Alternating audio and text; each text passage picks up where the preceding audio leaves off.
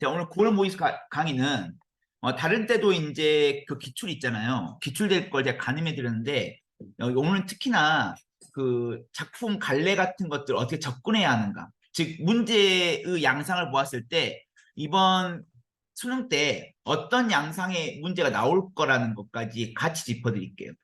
아시겠죠? 그래서 봅시다. 일단 첫 번째 그 6쪽 보시면 수경낭자전이 있죠. 수경낭자전.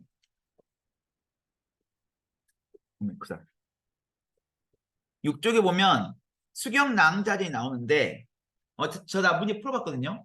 그리고 이제 모르겠어요. 이제 문학이 어려웠다는데 애매한 것 좀 두 개 있긴 있었어요. 근데 이제 고민이 있었는데 다 맞았거든요.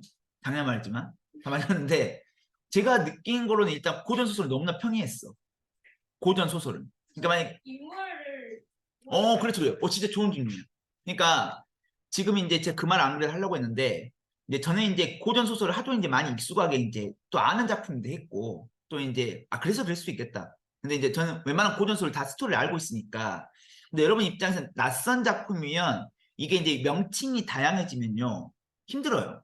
근데 이제 악명 높은 게 최고운전이라고 작품이 있었어요. 지금으로부터 2, 3년 전에 출제되었던 수능 작품이었는데 이때 이 최고는 누굴 말하냐면 신라 시대 때의 최치원을 말하거든요. 알죠? 천재, 육두품.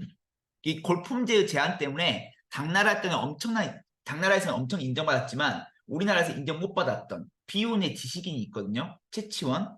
근데 이 최치원의 소설 버전이 최고운전이에요. 맞죠? 곱다는 게 이제 아무래도 이제 최치원이 능력자이고 하니까 곱다고 표현한 것 같아요. 제 생각에는. 근데 이 작품이 이제 수능 나왔을 때 얼마나 악명 높았냐면 이 채공을 가리키는 명칭이 무려 7개였어. 똑같은 사람을 가리키는 표현이 7개였다니까. 그러니까 평상시 우리가 현대 소설에 익숙한 친구들은 명칭이 한 개잖아요. 그죠? 현아가 현아지. 그죠? 근데 여기 고전설 같은 경우는 똑같은 인물이 뭐 원수로 나왔다가 뭐 천재로 나왔다가 뭐로 나다니까 애들 이제 스토리 파악이 안 되는 거야. 똑같은 인물인데. 그럼 애들이 많이 힘들어했거든요. 즉 무슨 말을 하고 싶냐면 고전 소설은 불문율이 있습니다. 불문율. 고전 소설을 출제할 때 출제자들은 뭘 평가하고 싶어 하냐면 이 줄거리 파악을 측정하고 싶어 해요. 즉 하나의 텍스트가 주어졌을 때 인물들을 어떻게 구분할 수 있는가. 그렇게 해서 주어진 글의 줄거리를 잘 파악할 수 있는가를 매년 수능 때 물어보고 있습니다. 그리고 이번에 구평도 어김없이 물어보고 있죠. 따라서 이번 수능 때도 분명히 고전 소설 출제했을 때 줄거리를 파악하는 문제가 나올 것이고, 그럼 우리가 유추해 볼 수 있는 게 당연히 고전 소설 중에서 명칭이 다양하게 언급되는 작품들이 나올 가능성이 엄청 높다라고 짐작할 수 있어요. 그런데 이 수경나대는 불행하게도 이 뭡니까? 이 수능특강에 실려있지가 않은 작품이에요. 맞죠? 그러니까 직접 연계가 되지 않았다는 건데 그건 우리가 뭘 생각할 수 있냐면 이번 수능도 불행하게도 고전 소설은 직접 연계 가능성이 좀 낮다. 이해되세요? 그러니까 만약에 9월 모의평가에서 수능특강에 언급된 고전 소설 중에 어떤 다른 줄거리를 냈다고 하자. 다른 부분. 그러면 우리가 그걸 바탕으로 했을 때는 수능 때도 그럼 수능특강에 나온 소설이 나오겠네. 이럴 수 있어요. 행복하게 수능특강 소설은 팔 수 있는데 불행하게도 이번에 수능나대는 실려있지 않기 때문에 우리가 이건 뭘 반증하냐면 좀 수능특강 외의 고전 소설이 나올 가능성이 높다는 거예요. 맞죠? 그러니까 여러분이 좀 고전술 약간 좀 뭐라고 해야 할까? 좀 걱정할 필요가 있을 것 같아요. 걱정할. 맞죠? 게다가 지금 이번에 이제 9월 모의 평가를 전반적으로 평가해 보면 비문학은 반가운 소식 알려줄게. 너무 불행한 소식 알려주면 안 되니까. 비문학은 직접 연계 가능성이 엄청 높습니다. 아시죠? 이번에 나온 세 작품 모두가 순특가 다 있는 거야. 순특가 있는 것이 약간 변형됐거든요. 이건 뭘 말합니까? 윤석열 대통령이 6월 모의평가 때 비문학 어렵게 냈다고 뭐라 했잖아요. 그러니까 고육지책을 쓴 거야. 평가원 어떻게? 그럼 비문학 어렵게 출제하면 안 되겠다. 해서 순특강에 있는 작품들을 약간 변형이 된 거야. 지금 9월 모의평가 때. 그러면 수능도 그렇게 나와요. 맞죠? 9월 모의평가는 수능을 최종 점검하기 위해서 그 유형을 최종 점검하기 위한 마지막 시험 때예요. 그럼 마지막 시험 때도 비문학 이렇게 냈다는 것은 수능 때도 그렇게 내겠다는 발표야. 일종의 선언이야, 선언. 수험생들에게. 그죠? 근데 갑자기 수능 때는 다 연기 안 됐다? 아니요, 그러잖아요. 맞죠? 그래서 이번에 비문학은 직접적인 가능성이 엄청 높기 때문에 제가 어떻게 여러분 이 이후에는 비문학 전략을 삼아줘야 하냐면 수능 특강의 지문 있죠. 독서 지문, 비문학. 그리고 수능 완성 지문까지 그냥 읽어주세요. 자주 반복해서 읽어주세요. 맞죠? 그거 좀 욕심내면 애워주는 것도 필요한데, 그죠? 근데 너무 방대한 지문들이 많이 있다 보니까 그걸 속속들이 애울 수는 없어. 차라리 애울 시간에 반복해서 더 읽어주세요. 왜 그래도 되냐면 수능 때도 비슷한 지문이 나올 거야. 이번 9월 모의평가의 판도를 봤을 때 거의 개념이나 그런 게 유사한 게 나올 것이기 때문에 애우면 좋긴 좋겠죠. 그죠? 애우면 금방 읽히겠지. 하지만 자주 반복해서 읽었기 때문에 이미 이제 어느 정도의 내용은 숙지되고 있을 상태일 거거든. 배경 지식으로. 애우지만 않았을 뿐이지. 그러니까 쉽게 읽어낼 수 있을 거야. 알았죠? 그러니까 비문학은 그렇게 공부해 주세요. 그게 최고의 지금 공부입니다. 이번 수능에서. 다른 지문 보지 마세요. 이미 선언했어. 평가원이. 그리고 그럴 수밖에 없어. 만약에 수능 때 낯선 작품 내버리잖아요. 비문학. 그럼 난리 납니다. 6월 모의평가 때 그렇게 대통령이 평가원장 불러갖고 이렇게 지적을 했는데 수능 때 보라는 듯이 뭡니까? 안 냈어? 그럼 이건 항명이야, 항명. 대통령에 대한 항명이라고. 큰일 나. 이게 안 낼 거야. 그것을 증명하기로 하듯이 이번 9월 모의평가 때 그랬다고. 선언한 거야. 알지? 그럼 비문학 우리가 이제 내려놔도 됩니다. 긴장도를. 알았죠? 이해되세요? 이건 반가운 일이야. 그러니까 우리 춘영이가 만약에 평소에 비문학이 약했어. 그러면 진짜 반가울 일이에요. 이건 나의 어떤 핸디캡이 보완되니까. 그죠? 근데 내가 비문학이 강했던 친구라면 좀 약간 서운한 일이죠. 그것은. 왜냐하면 이번엔 문학에서 변별력을 가를 거예요. 그걸 선언하기도 하듯이 이번에 문학이 선생님이 보기에도 아, 이 정도의 문제를 고3에게 낸다고 하는 문제 몇 개 있었어요. 즉, 대학교 논문 수준의 문제가 몇 개 있었다고. 하죠.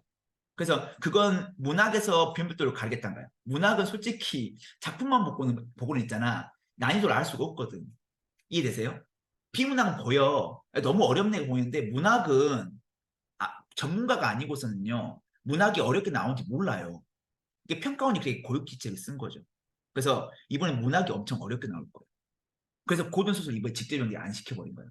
고전소설 직접 연기가 안 되면 진짜 어렵습니다. 제가 이제 걱정하는 게 뭐냐면 이 소현성록이라든지 있잖아.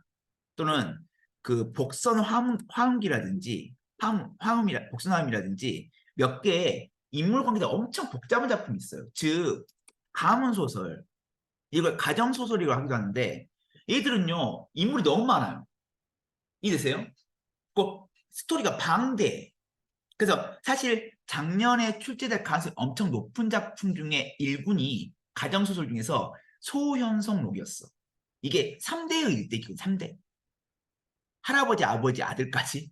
그 엄청 인물이 많이 등장해요. 그러다 또 하필이면 또 이게 한 명만 결혼해야 하는데 여러 명하고 결혼해. 그 부인도 여러 명이야. 그래갖고 엄청 복잡하거든요. 그래서 요게 나오면 사실 진짜 스토리를 줄거리를 읽어봐도 있잖아요. 그게 정리가 잘 안 돼. 너무 인물이 많아가지고. 그래서 걱정하는 지점인데 아무튼 그러면 진짜 불수능이 될 거예요. 그 이번에 이제 다양하게 지금 신문기사에 분석해 놓은 게 국어에서 변별도를 가를 것이다. 다 지금 전망하고 있거든요. 작년에 물수능이었거든요. 국어가. 그러면 그 다음에는 불수능이 돼요. 국어가 반드시. 작년에 엄청 비판받았거든요. 물수능이었다. 국어가. 맞죠? 그래서 더욱더 문학이 어려워질 거야. 이게 안 그래도 불수능이니까 비문학 어렵게 내야 하는데 비문학 쉽게 내잖아. 그럼 그에 대한 어떤 변별도 모두 다 문학에 쏠리게 돼요. 아시겠죠? 무슨 말인지. 그래서 좀 여러분 문학에 좀 더욱더 디테일하게 보셔야 하는데 제가 그동안 언급했던 그 어려운 것들이 다 나올 것 같아요. 초점화 기법이라든지 또는 서술자 직접 개입이라든지 진짜 그 구분하기 힘든 것들 있죠. 그런 것들 대거 등장할 것 같아요. 이번 수능이. 맞죠? 그래서 앞으로 좀 더욱더 문학 작품을 정교하게 분석해 드릴 거거든요. 문학 기능을 잘 숙지해 달라. 그걸 당부하고 싶습니다. 그러면 이제 본론 들어가서 이 고전 소설을 그럼 어떻게 여러분이 공부를 해야 하냐면 인물 관계도를 잘 파악하면서 공부하라. 아시겠죠? 그리고 우리가 고무적인 거 뭐냐면 이번 10월하고 11월 초까지 있잖아. 초까지 이감에서 언급하는 문학 소설 있죠. 그건 줄거리를 꼭 숙지해달라. 아시겠죠? 무슨 말이냐면 이 고전 소설들은 나올 가능성이 높은 거예요. 이건 사활을 걸거든요. 각 모의고사 회사에서 10월 달 11월 초까지 하는 모의고사 사활을 걸어. 이때 적중 못 시키면 그 다음 해 때 망해요. 모의고사 회사는. 얘들은 모의고사만 찍는 회사거든요. 그럼 모의고사 안 팔리면 바로 망하는 거야. 그러니까 어떠한 어떤 경로라든지 정보를 파악해서든 간에 상당히 어떤 공신이 높은 작품을 대거 망라해 놓을 거야.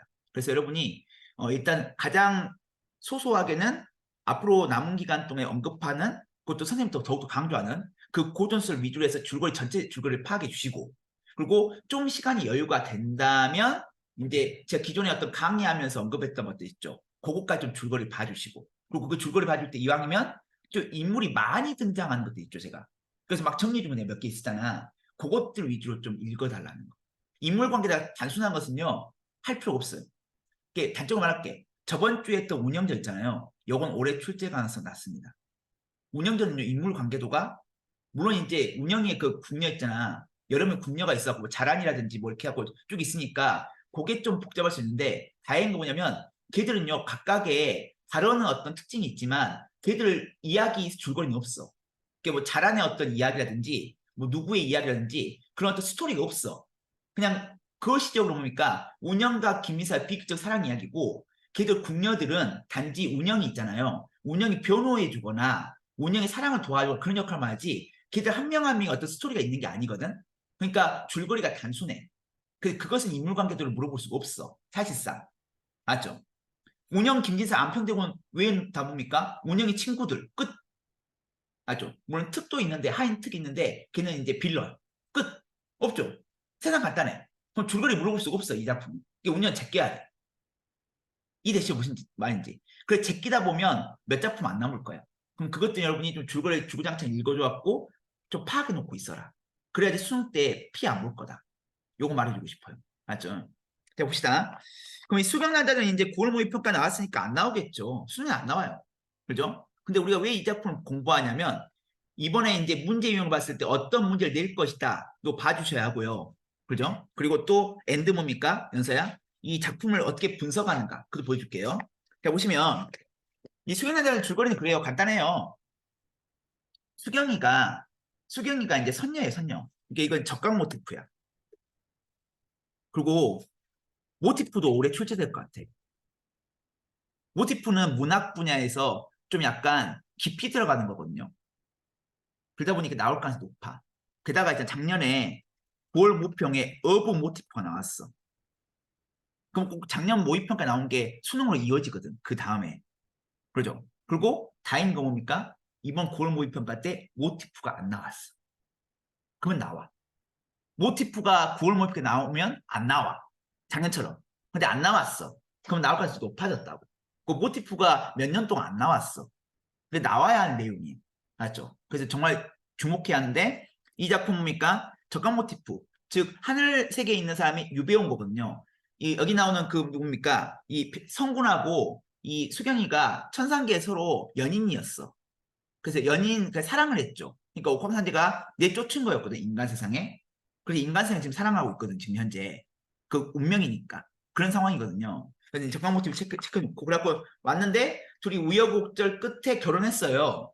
근데 결혼하고 나서 이제 수경이가 이 백성군한테 야, 그 네가 가문을 이렇게 하지 않느냐. 이게 유교 사상이야. 유교 사상. 이 작품 유교 사상 비판한 내용이 좀 있거든요. 그래서 결국 이제 과거를 보러 가요. 떠나요. 근데 수경이 엄청 예뻐. 선녀였으니까. 선녀 출신이니까. 그래서 백성이 중간에 두 번 되돌아와요, 집에. 근데 분명히 남편 떠났죠. 근데 밤에 웬 외간 남자가 수경이 방에 있는 거야. 그러니까 이제 오해를 받게 돼, 오해. 바람 폈다고. 그래서 수경이가 억울한 나머지 자결해버려. 그죠? 근데 이 과정에서 이 매월이라고 하는 그 종의, 계집종의 그 모함이 있었어. 매월이는 백성군을 좋아했거든요. 그래갖고 이제 나중에 이제 백성군이가 과거를 급제했어. 나중에 이제 돌아왔을 때 수경이가 죽은 걸 알게 됐어. 그래갖고 그 이유를 밝히면서 매오리를 처단하고요. 그리고 이제 처단하고 나니까 수경이가 되살아났어. 이게 뭡니까? 부활 모티프도 썼어요. 그래갖고 이제 부활한 다음에 이제 여기 나온 것처럼 이 스토리 나온 것처럼 오늘 할 내용처럼 자기 부모님한테 시아버지 시어머님한테 말을 해요. 우리 원래 천상계의 사람이라서 다시 돌아가야 한다고. 그래서 돌아가고 끝나요. 아시겠죠? 그리고 이 작품은 아까 말했던 것처럼 주제의식이 뭐냐면 그 당시 가부장적 질서, 남성 위주의 사회를 비판 내용이 있다는 거. 그러니까 페미니즘적 성격이 있죠. 그죠? 그것도 파악해 주시고. 봅시다. 성문이가 한림원에 다녀온 후 이 한림원은 한림학사라고 해갖고 이 궁중에서 뭡니까? 좀 이렇게 그 학문 같은 거 연구하는 곳이에요.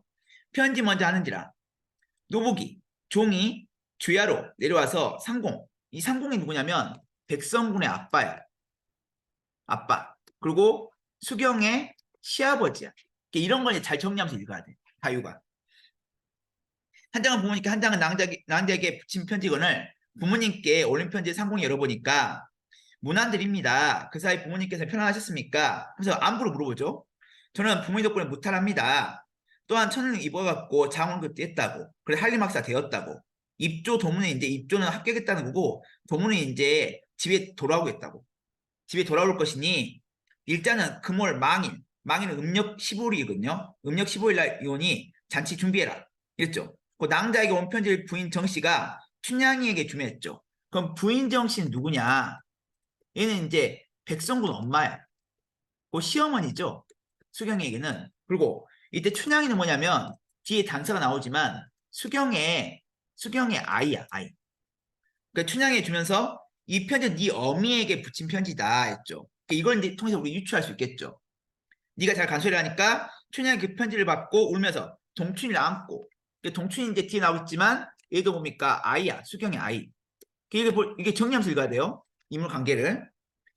안고 방에 들어가서 어미의 시신을 흔들고 엄마는 죽었죠. 수경이 죽었죠. 편지 열어서 나체 이 수경이 얼굴에 대고 통곡하면서 말하기를 어머님 일어나라고 아버지 편지가 왔다고 하면서 편지로 엄마의 얼굴을 덮으면서 동춘 연인 잠못 자고 웁니다 했죠. 애기랑 갈 수 있죠. 깐난 애기. 어머님 평시 글을 좋아하시더니 이거 뭡니까? 수경의 기호죠. 아버님 편지 왔사온데 어찌 반기지 아니하십니까? 춘향이 글을 몰라서 어머니 형제 읽어주지 못합니다 했죠. 춘향이도 어린아이라는 걸 알 수 있죠. 글씨를 모르니까. 하고 할머님께 했죠. 그럼 할머니 나왔어. 그럼 춘향이가 할머님이야. 그죠? 할머니. 그럼 아까 부인 정씨겠죠. 그렇지? 이렇게. 벌써 부인 정씨를 뭡니까? 할머니라고 또 다르게 명칭을 부르고 있죠. 그럼 이게 정리를 해야 한다고. 할머니께서 읽어달라고 하니까 정씨가 나왔다고 정씨가 그럼 정씨가 할머니라고 우리가 알 수 있죠. 마지못해 방에 들어가서 울면서 편지를 읽는지라 낭답게 무난전하니 애정 담은 편지 한 장 올린다. 우리의 채상 같은 정이 천리에 가림했죠. 이렇게 고전 시가나 고전 소설의 이 거리가 나오면 이게 심리적 거리야. 심리적 거리. 진짜 천리가 아니야. 가림에 낭자를 보고 싶어도 볼 수 없다. 낭자를 생각하지 않아도 저로 생각이 난다. 여사의 그대의 그림이 정과 빛이 달라서 날로 변한다 했죠. 이거 뭡니까? 사람을 그린 그림이 변한다? 이건 말이 안 되죠.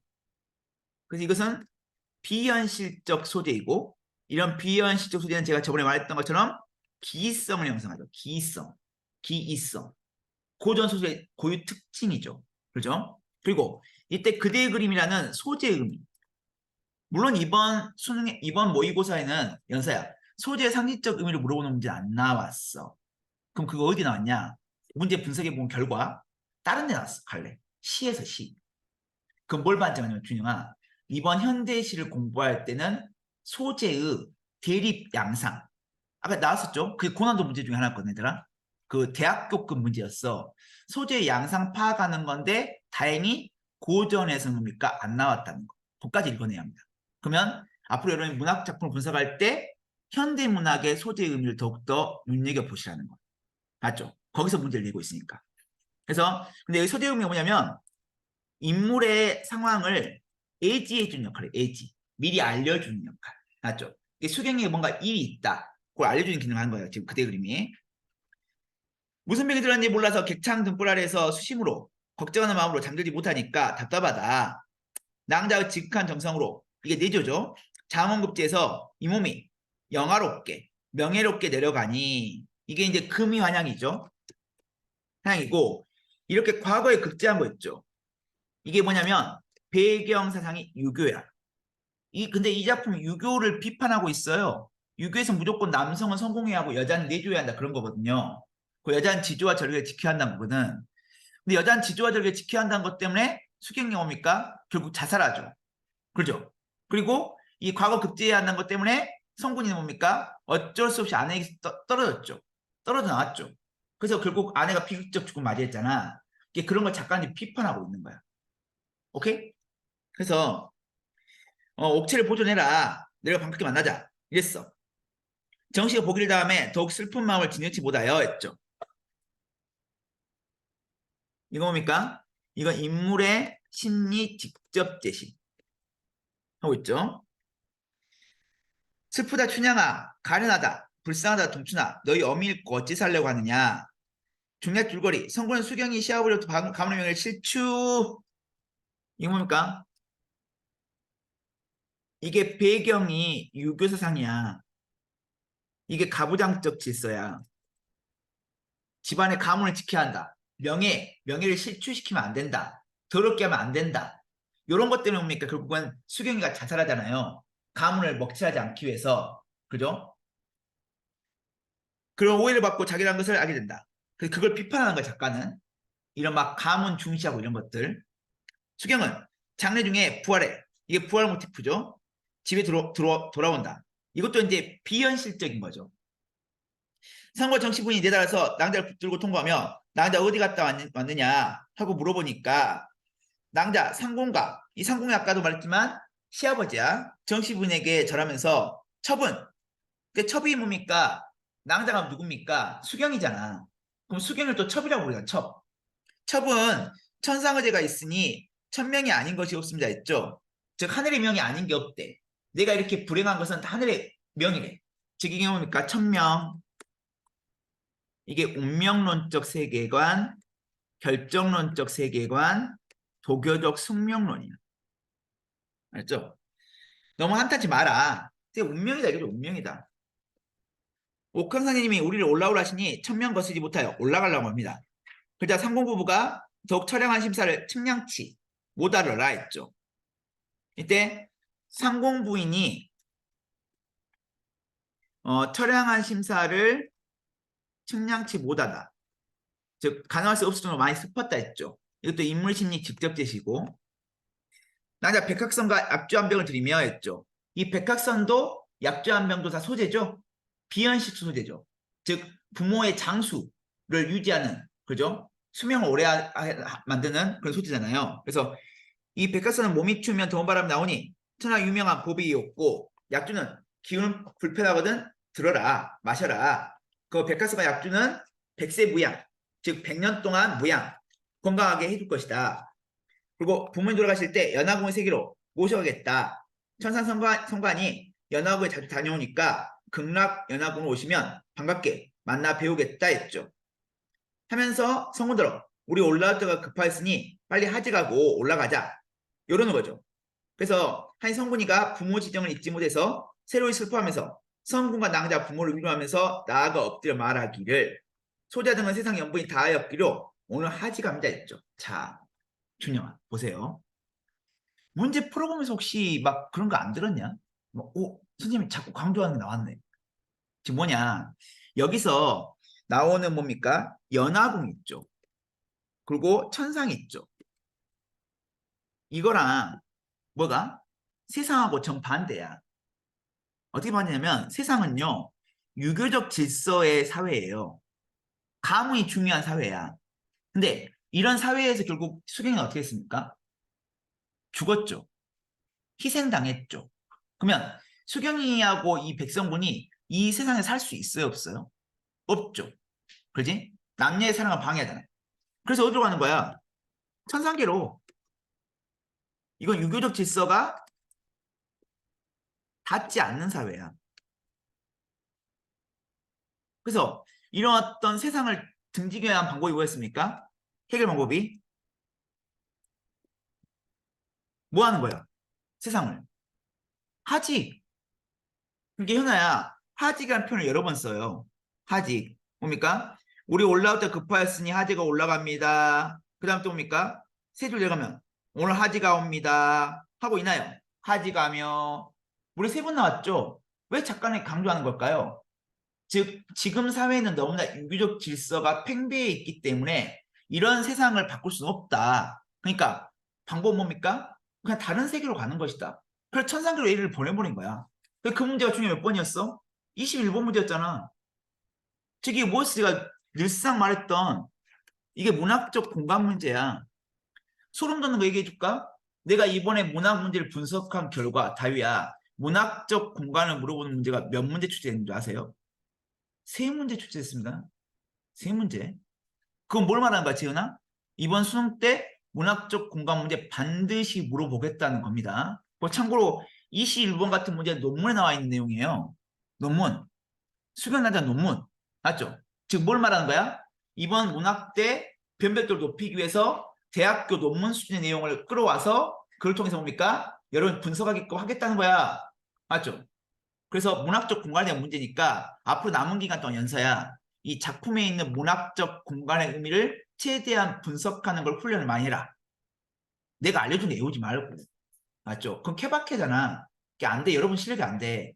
내가 하는 걸 바탕으로 해서 여러분이 작품의 줄거리 내용 봤을 때 이런 공간의 의미가 있을 것 같니 하게 해야 한다고. 맞죠? 그건 나 지금 숙제를 주는 거야, 여러분에게.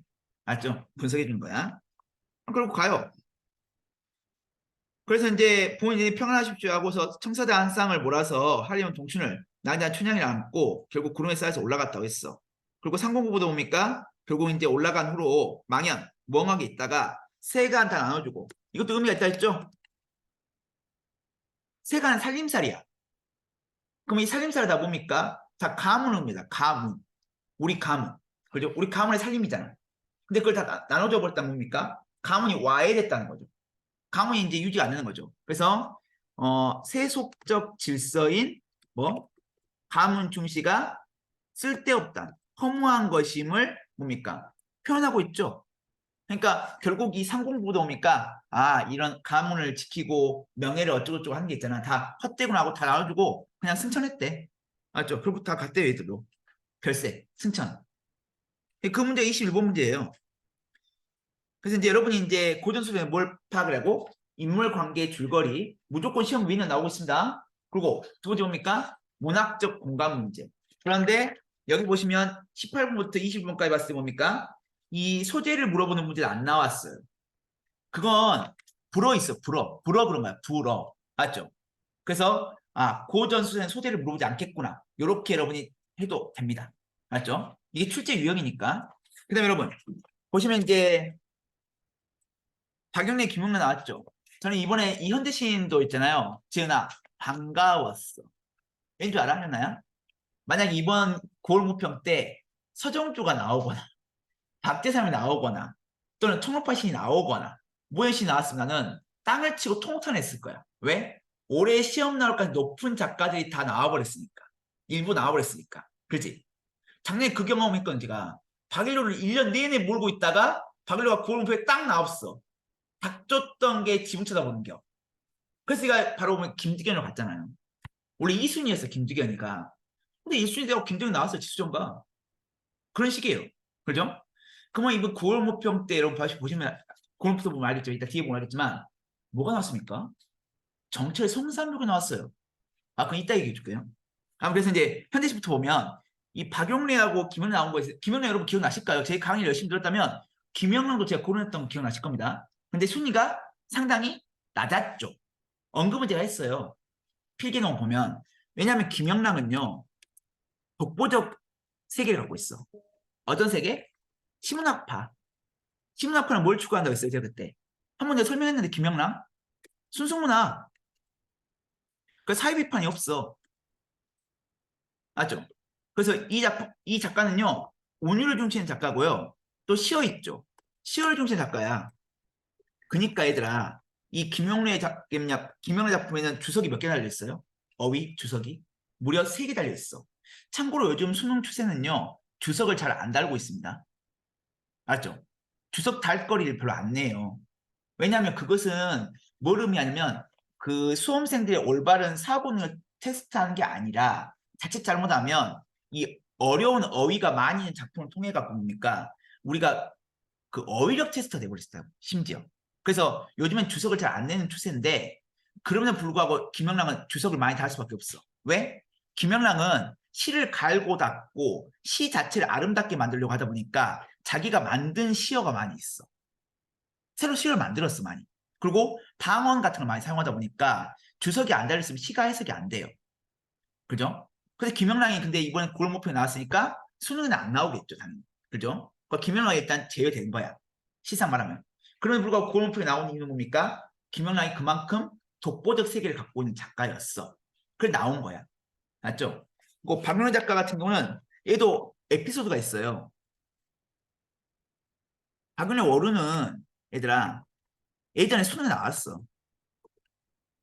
근데 이따 설명하겠지만 이때 당시에 최악의 난이도를 자랑했어요. 이 박용래 워룬이. 왠지 아세요? 수험생 대부분이 주제를 삶골에 고즈넉한 삶, 한가로운 삶 이걸로 분석하고 다 틀렸어요. 근데 이 작품은 주제가 이게 아니야. 주제가 노인의 고독이야. 그래서 그때 엄청나게 정답도가 낮았던 그런 악평 높았던 작품이에요. 그래서 평가원이 이걸 가지고 온 거야 일부러. 이해되세요? 근데 아마 이번에 이거 좀 힘들었을 거예요 해석이. 워룬이. 수특이 있고요. 그죠?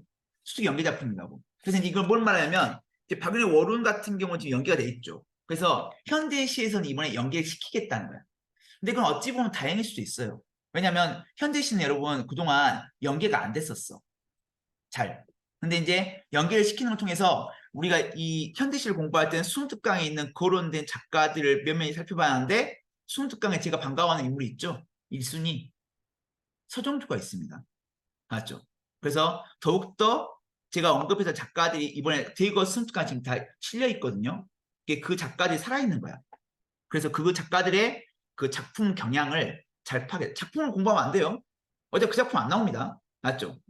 그 작가만 연계돼. 작가만. 작품은 이제까지 연계된 그 역사가 없어. 그렇게 되면 안 돼. 그럼 애호 갖고 문제를 푸니까. 맞지? 그래서 그 작가의 시적 경향을 이해해야 돼. 오케이? 그래서 우리 방면을 봅시다.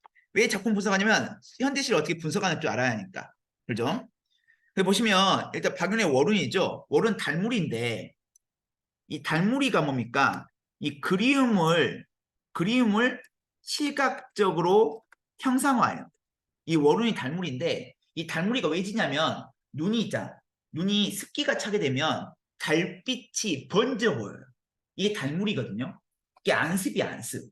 근데 왜 안습이겠어? 눈물이 어렸으니까. 눈물이 맺혔으니까. 왜? 외로우니까. 그죠? 그래서 월운 자체가 그런 의미예요. 첩첩산중에도 없는 마을이 여긴 있습니다. 마을 뭡니까? 우리 이번에 문제 나왔었죠, 객관식으로. 이 마을, 이게 문학적 공간이죠. 근데 이 마을 어때요? 첩첩산중에도 없는 마을이래. 이게 흔히 볼 수 없는 마을이래. 그게 뭡니까 이게? 세속과 단절된 공간이야. 그리고 신비로운 공간이야. 왜? 볼 수 없다니까? 쉽게. 환상적 공간이야. 그죠? 그러니까 잎이 떨어진 사이길, 저 모래뚝, 그 너머 강기슬에서도 보이지가 않는데 이게 찾을 수가 없는 마을이야. 쉽게.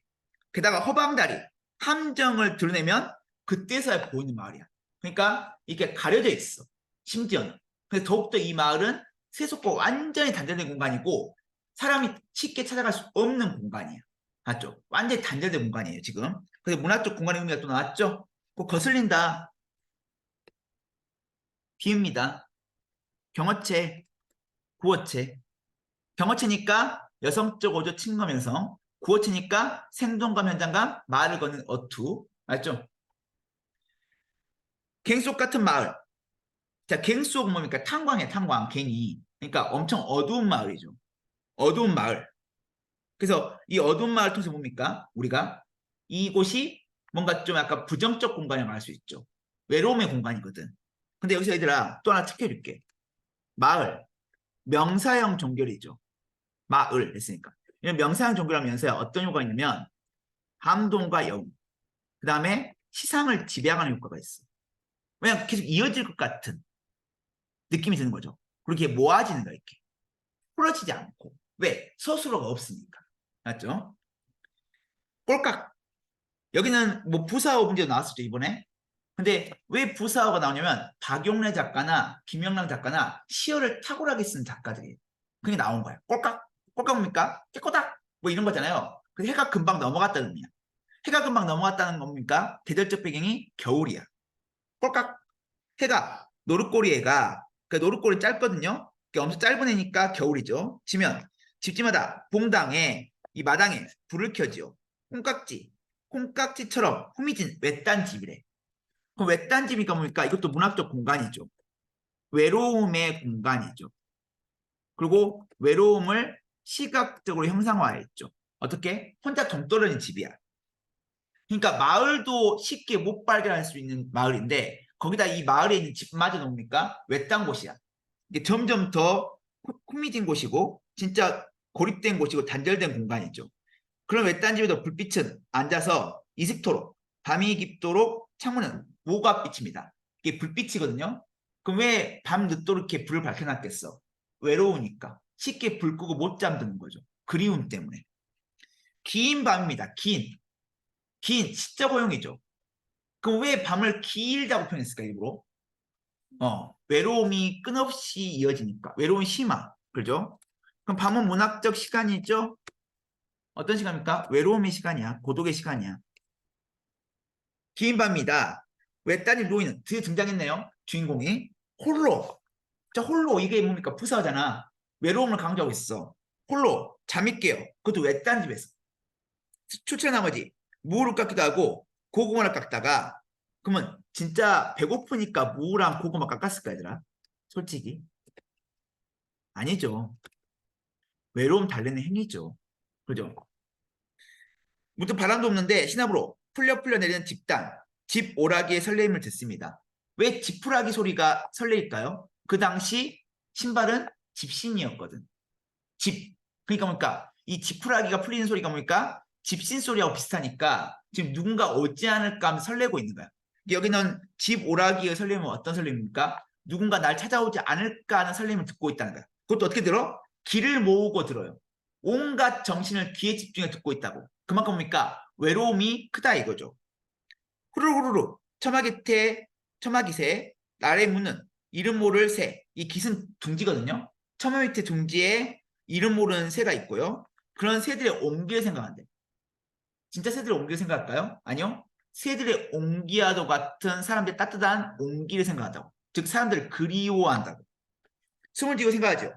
참 오래오래 노인의 자리맡에 잠자리에 같은 기침.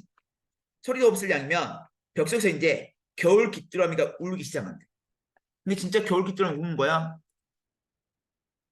귀뚤, 귀뚤. 감정이입이죠. 그것도 때를 지어온대. 벽이 무너지라고 우는데. 점층법이죠. 처음에 운대요. 그 다음에 때를 지어 운대요. 나중에 뭡니까? 벽이 무너지면서 운다 했죠. 점층법을 통한 법. 시적 화자의 시적 대상이죠. 시적 대상. 시적 화자가 외로운 거 아니니까. 시적 대상이 노인이 외로우니까. 슬픔을 강조하고 있죠. 점층법. 어느 밖에는 눈발을 치는지 펄펄 한방눈. 눈은 있잖아. 다위야 99% 실현 상징. 남은 기간 동안 우리 연서는 최대한 소재의 상징적 의미를 애워야 해. 내가 알려주는 거. 맞지, 연서야? 그거면 큰 도움이 됩니다. 창호지 물살에 돋는 월훈했죠. 달무리. 그게 뭘 의미합니까? 그리움. 그죠? 그림이 솟아난다. 뭐 그런 의미고요. 그 주인 노인의 고독이고. 근데 금방 시를 해석했지만 여러분 뭘 파악해야 한다고요? 공간의 의미하고 시간의 의미. 그리고 감정이입 같은 표현 기법. and 뭡니까? 소재 상징적 의미. 그다음 이번에 현대시, 현대운문에서 지금 소재의 의미를 지금 몇 번 문제에서 27번 문제 됐죠? 그건 발표입니다. 선언이에요. 이번에 현대시에서 내겠다. 소재 상징 의미를 다유는 공부해달라. 요겁니다. 그 다음 김연아 연 있죠? 이건 뭐 어려운 작품 아니었죠? 그냥 어린 날이 내가 어떠했다 이거죠. 근데 나름 어려운 시긴 했어요. 왜냐면 김영랑은요, 이 절대주의 신이다 보니까 배경 같은 게 아무런 의미가 없거든요. 일제강점기 뭐 의미가 없어요. 시 자체를 분석을 해야 하는데요. 좀 꼼꼼하게 추리를 해야죠. 내 어린 날이었죠. 그럼 내 어린 날이 주된 대상이야. 그럼 내 어린 날 어떻게 했나, 어떠했나 보자, 연서야. 아슬아슬 하늘에 뜬 연과 같았대. 그러면 내 어린 시절 어땠다고? 항상 아슬아슬했다고. 초조했다고. 긴장되었다고. 편안하지 않았다고. 맞죠? 하늘에 뜬 연이 굴잖아요. 아슬아슬한 하늘에. 그럼 아슬아슬한 하늘은 도대체 무슨 의미야? 까마득하게 높은 하늘이죠. 그죠? 이게 자기가 뭡니까? 이건 연이 중요한 게 아닌 거 알죠? 어린 시절이 항상 아슬아슬했다고. 초조했다고. 긴장되었다고. 힘들었다고. 그걸 뽑아내야 돼. 바람에 깜빡깜빡거리는 연실과 같이 내 어린아는 아슴풀하다. 아슴풀. 이런 게 이제 시어 잘 안 쓰는 거야. 이건 주석 봐야죠. 어슴풀해. 근데 어슴풀을 잘 안 쓰죠. 희미하다, 희미하다. 희미하게 온다. 왜 희미합니까? 기억이 잘 안 나니까. 어린 시절. 기억이 잘 안 나지만 내 어린 시절 항상 아슬아슬했던 것 같아. 뭔가 좀 위험하고, 그죠? 위험하고, 위기고, 좀 약간 긴장되고, 초조하고, 불안하고 이랬다고. 하늘은 파랗고 끝이 없었대요. 그 편편한 현실은 조매롭고, 이 조매롭고는 뭡니까? 초조하고 불안하고 있죠. 그럼 편편한 현실은 왜 불안합니까? 끊어질까 봐죠. 그죠? 오, 흰 연이 그 사이에 높이 아슬아슬하게 떠놀다 내 어린아이였죠. 그러면 보세요. 어이, 어이, 어이, 잠깐만요. 잠깐만요.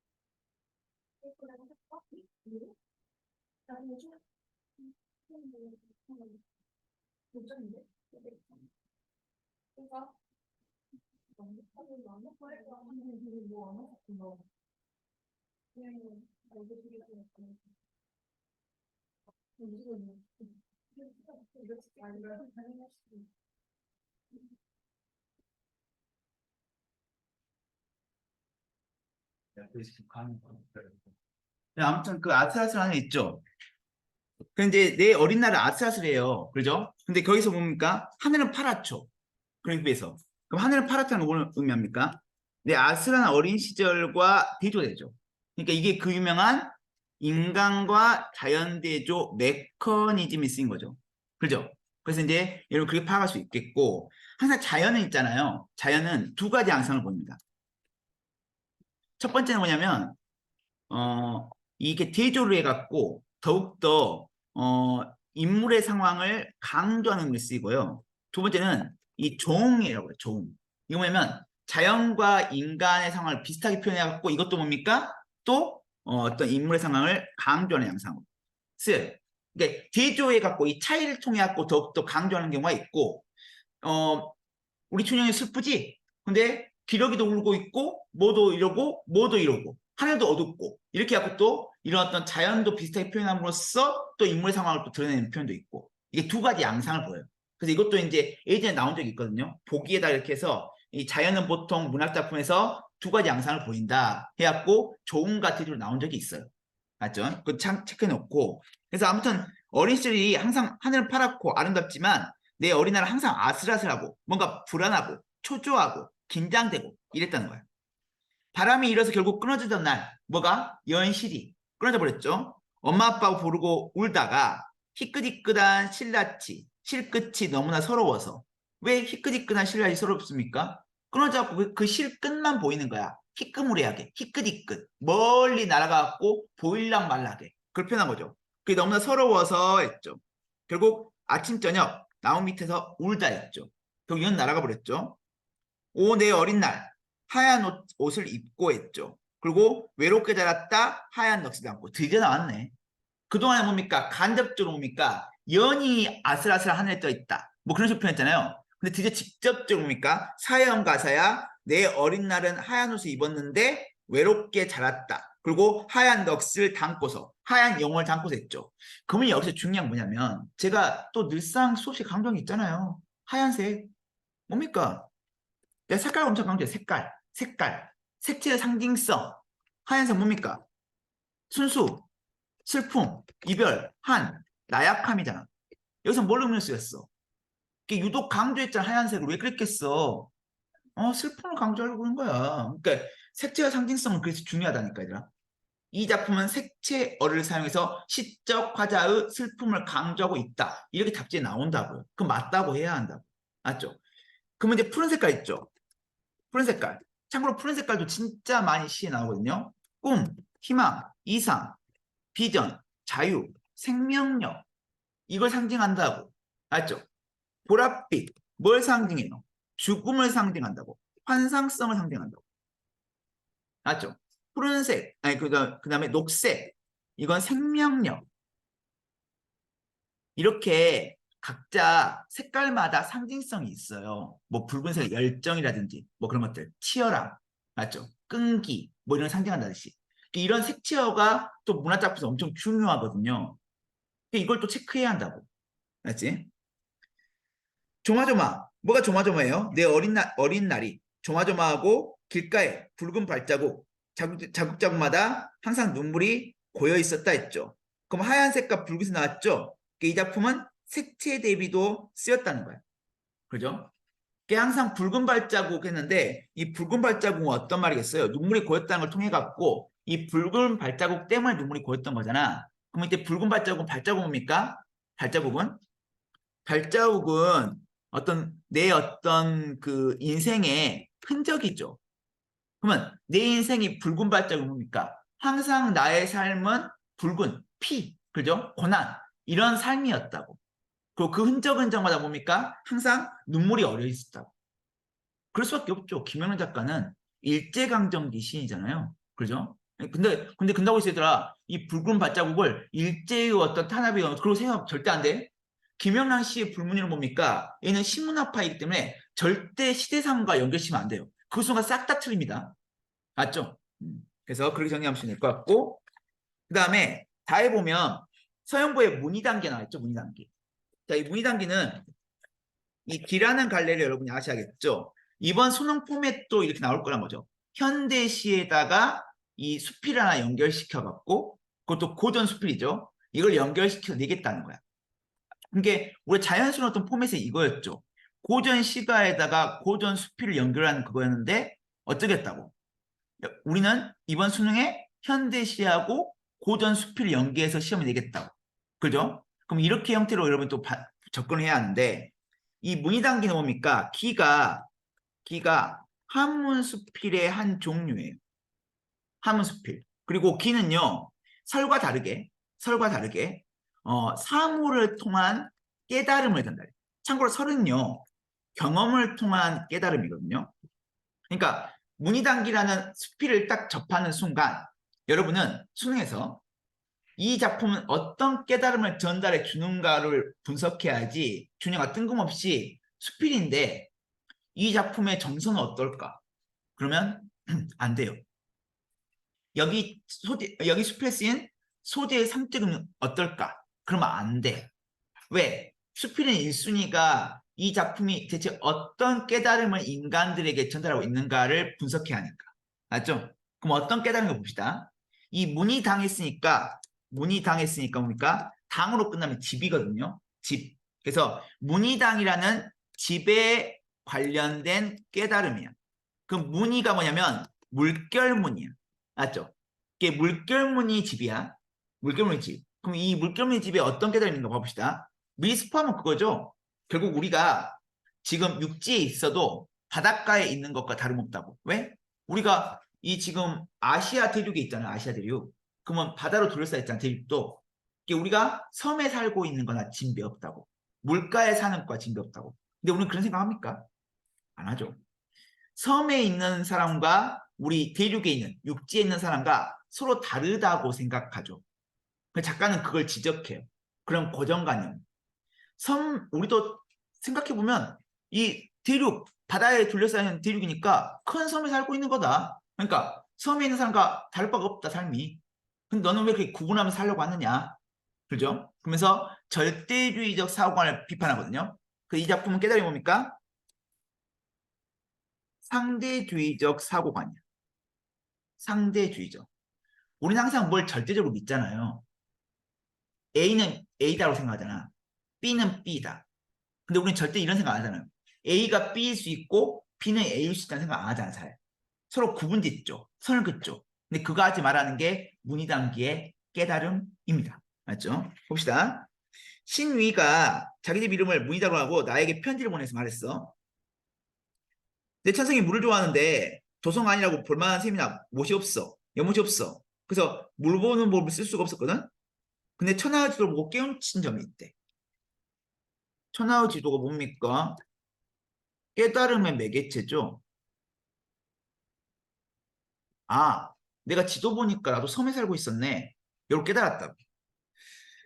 넘실거리는 큰 바다 사이로 9개 대륙, 1만 개 나라가 퍼져 있는데 큰 나라는 범선, 즉 큰 배가 늘어선 듯하고 작은 나라는 갈매기와 해오라기가 출몰하는 듯 했습니다. 그러면 그 문제 있었죠. 이 갈매기와 해오라기도 뭡니까? 대조의 양상을 갖고 있는 소재였죠. 근데 작은 나라가 갈매기와 해오라기를 갖다는 거니까 뭡니까? 갈매기 해오라기 입고로 작은 나라니까 갈매기 해오라기 대조라고 하면 됩니까? 안 됩니까? 안 된다고. 둘 다 작은 것을 의미한다고. 맞죠? 천하만국에 두루 살고 있는 사람들은 모두 물 가운데 있는 존재들일 뿐입니다. 했죠. 이게 신위의 깨달음이죠. 이것이 제 집의 이름을 문이라고 지은 까닭입니다. 그때는 저를 위해 이 집에 관련된 기문을 지어주세요. 이 기문은 뭐냐면 집마다 어떤 그 집의 어떤 내력, 집을 만들게 된 내력, 또는 집을 어떻게 보면 축복하는 그런 글을 써주는 게 일종의 그때의 어떤 유행이었나 봐요. 그래서 내가 무의당에 집을 지었으니까 이와 관련된 글을 지어주라니까 내가 편지를 보고 웃으며 말했어. 세상에는 본래 그 실물은 없으면서도 이름을 갖고 있는 경우가 많이 있는데 그대의 집이 그런가 보다. 왜? 문이 집이니까. 물결문이 집이니까. 비록 그러하지만 그대도 이에 대해서 할 말이 있을 것이요. 지금 바다의 섬 가운데 집을 짓고 사는 사람이 있다면 사람은 반드시 그가 물에 살고 있다고 하지 산에 있다고 하지 않을 거야. 그죠? 그럼 이때 사람들은 어떤 사람들입니까? 절대주의적 사고관을 갖고 있는 사람입니다. 섬에 사는 사람은 물에 사는 사람이고, 산에 사는 사람은 뭡니까? 대륙, 육지에 사는 사람이라고. 육지 사람, 섬 사람. 이걸 구분한다. 차별한다. 그렇죠? 그런 말하고 있죠. 섬 사람 중에는 담장 두르고, 집을 짓고, 문을 닫고, 들어 사는 사람도 있게 마련이니, 그 날마다 파도와 같은 물을 가까이 접하지는 않는다고 하여서 물에 사는 게 아니라고 한다면 옳지 않겠지요. 일반 사람들에 따르면 이와 같은 이치를 사람들이 모두 그렇다고 인정하는데 어찌 유독 그대의 말에만 의심을 품겠소 했죠. 그죠? 지진 하나의 섬이고 세상 사람들 섬사람이요. 비록 배를 집으로 삼아 무리를 떠다니며 날마다 물과 더불어 살아가는 사람이라 하더라도 그 형편상 눈을 한 곳에 두고 꼼짝이 안 할 수는 없을 것이고 잠시 눈길 돌려서 잠깐 동안에 물이 있다는 걸 생각하지 못할 때가 반드시 있을 것이요. 했죠. 그럼 이때 대진 하나의 섬이고 그리고 세상 사람들은 섬 사람이다. 이게 은유법이죠. 은유법이 있었죠. 그러면서 무슨 말 하냐면 이 섬에 있는 사람들 잘 이해합니다. 현아야, 섬에 있는 사람도 물가에 살고 있다는 걸 알고 있죠. 근데 그가 항상 물을 보고 있는 거 아니야, 준영아.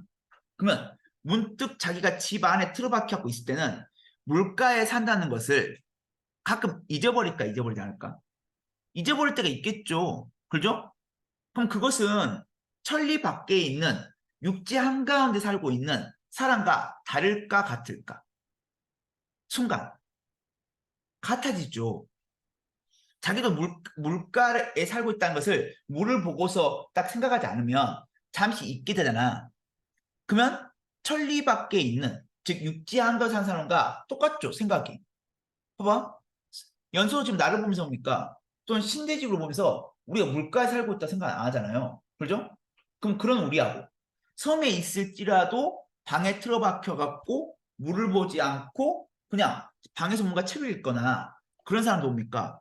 물가에 산다는 걸 순간 잊어버리지 않을까? 그죠? 그럼 그나 우리가 똑같다고. 다를 바가 없다고. 구분 짓지 말라고. 맞죠? 그 사람도 육지에 있는 사람이고 우리도 생각에 따라서는 섬 사람 될 수 있고 그죠? 상황에 따라서 기준에 따라서 달리 판단할 수 있다는 게 이 신위의 문의단계의 주제라는 거. 맞죠? 너무나 절대적으로 생각하지 마라. 이런 겁니다. 됐어요? 그래서 이제 다시 한번 강조하지만 현대시는요. 소재의 의미 같은 잘 파악해 보시고 27번 문제가 그런 문제죠. 그리고 이제 23번 뭐부터 26번까지 여러분 느끼겠지만 다 시구절 같은 다 시구절 문제거든요. 23번부터 26번. 그러니까 현대시하고 고전수필은 어떻게? 시 구절을 각 구절을 잘 파악하시고 그 다음에 소재의 주목하라. 그걸로 끝. 다른 건 생각하지 마라. 그걸 알 수 있고요.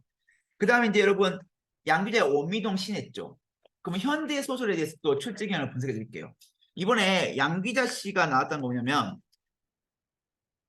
여류 작가야. 그리고 소시민성에 관심을 둔 작가예요. 소시민성. 이때 소시민은 뭐냐면 자신의 이익을 위해서 사회적 문제에 관심이 없어. 그지? 그러면 작년에 최명희 씨가 나왔어요.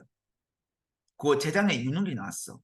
그러면 다 최근 현대 소설 작가들이야. 무려 3년 동안 근대가 나왔어. 1980, 90년대. 7도 안 된다. 8, 90년대. 최근 현대를 다뤘어. 그죠? 그러면 저는 이걸 보면서 안도의 한숨을 쉬었죠. 왜? 제가 그동안 주구장창 밀고 있는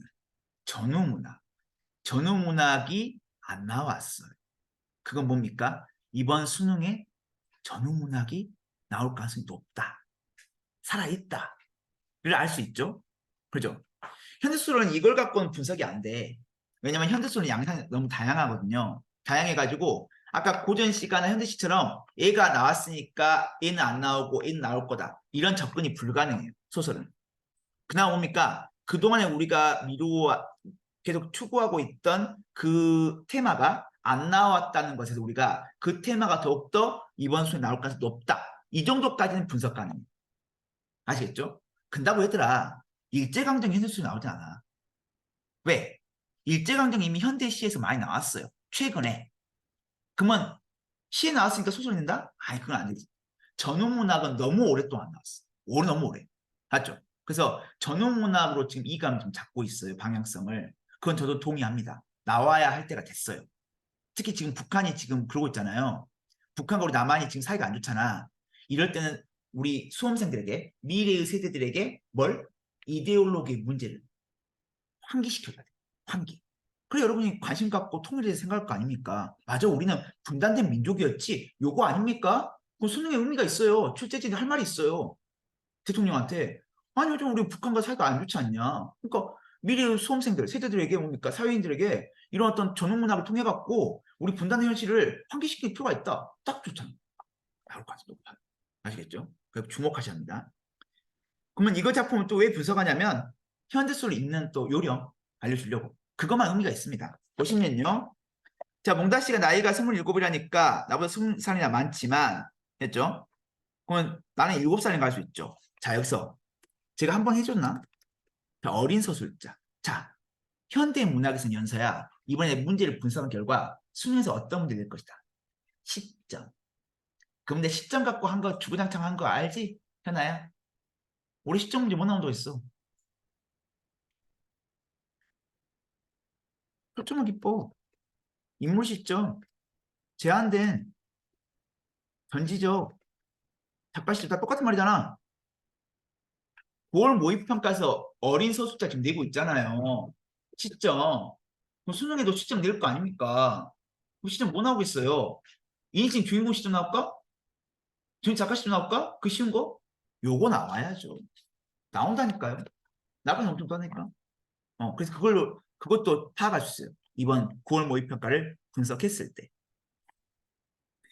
그래서 믿지 않겠지만 내게는 27짜리, 잠깐, 그래서 어린 소설 어떤 효과가 있는 말해줘야지. 어린 소설은 어떤 효과가 있냐면, 어린아이의 순수함을 통해서 뭐예요? 통해 세태 비판. 사회는 찌들어져 있다고. 그걸 비판하기 위해서 이렇게 된 거예요. 맞죠? 내겐 27짜리 남자친구 또 하나 있어. 그게 형제 슈퍼의 김반장이야. 여러분, 또 형제 슈퍼 나왔죠? 이것도 무슨 문제? 준영아? 문학적 공감 문제 이번에 3번 출제했다니까? 수능이 안 나오겠어? 나와. 무조건 나와. 매일 나왔어. 맞죠? 근데 유독 또 강조됐죠, 이번에. 고등부평가에서. 또 하나 내 친구가 있는데 그는 월미동 23통 5반의 반장인데 누구보다 씩씩하고 재미. 인물의 성격, 직접 제시. 이런 거 해야 돼. 분석할 때. 나 매일 슈퍼 앞에 빛이 발라서 의자에 앉아서 그와 함께 낄낄거리는 재미로 하루 보내다시피 했어. 요즘 내가 의자에 앉아도 전처럼 웃기는 소리 해주거나 쭈쭈바 안 줘. 왜? 그 가닥은 나도 알고 있어. 왜냐면 우리 집 셋째 딸 선옥이 언니가 지난달에 서울로 가버렸거든. 그러니까 김 반장이 나에게 이쁘게 보일 필요 없어. 여기서 했잖아, 얘들아. 연서야. 다유야. 김 반장의 성격, 계산적이고 이해, 타산적이다. 맞죠? 자기 이익을 위해서는 어린아이라고 하면 뭡니까? 알랑방구 끼고 영 없으면 뭡니까? 그냥 제껴버리고 이런 어떤 인물. 그죠? 자기 이익에 맞춰서 그 이해 타산적이죠. 김 반장의 선옥이 언니랑 좋아지는 것은 온 동네가 다 아는 사실이지만 선옥이 언니 마음이 요새 좀 싱싱생숭해. 기어이는 이모네 가는 옷가게를 도와준다 서울로 가버렸어.